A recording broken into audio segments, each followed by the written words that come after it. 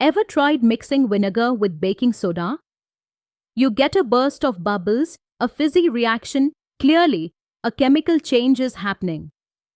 But here's something to think about. Where did all that matter go? Did any atoms simply vanish? The answer is no. In chemistry, nothing just disappears. And that's where the laws of chemical combination come in. They're the guiding rules that explain how substances react, combine, and transform predictably and without mystery. This foundational law was proposed by Antoine Lavoisier in 1789, a man known as the father of modern chemistry. The law states that matter can neither be created nor destroyed in a chemical reaction. In simple terms, the total mass of reactants is always equal to the total mass of products. Atoms may rearrange, bonds may break and form, but nothing is lost and nothing is gained. It's not about what changes, it's about what is conserved. Imagine this: you take apart a Lego house and rebuild it into a Lego car. The shape has changed, but you haven't added or lost any bricks. That's exactly what happens in a chemical reaction.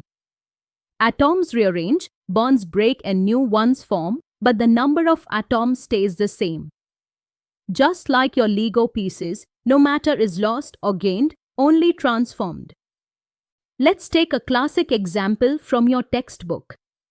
When 24 grams of magnesium reacts with 16 grams of oxygen, you get 40 grams of magnesium oxide. No mass is lost.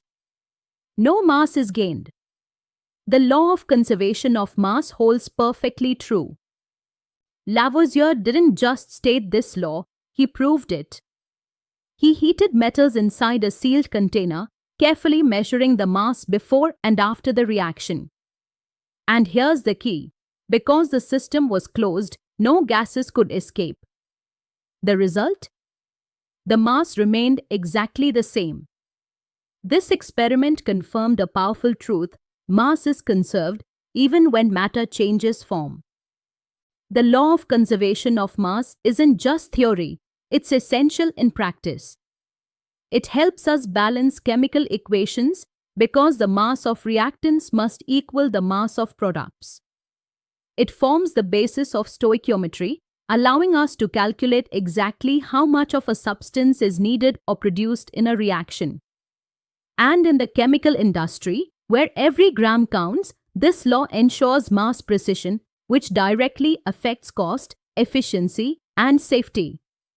In short, this law keeps both your classroom equations and real-world reactions in check.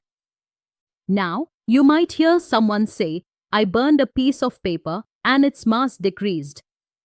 Sounds like the law doesn't hold, right? But here's the catch: gases like carbon dioxide and water vapor escaped into the air. That lost mass didn't vanish, it just left the system. If you repeated the experiment in a closed container, you'd see that the total mass stays exactly the same. That's why the law of conservation of mass applies only in a closed system where nothing enters or leaves. Let's recap what we've learned. Atoms are rearranged, not destroyed. Mass is conserved before and after every reaction. Nothing disappears, it only changes form. That's the essence of the law of conservation of mass. And now that we know mass is preserved, let's explore something just as important: how substances always combine in fixed ratios in the law of definite proportions.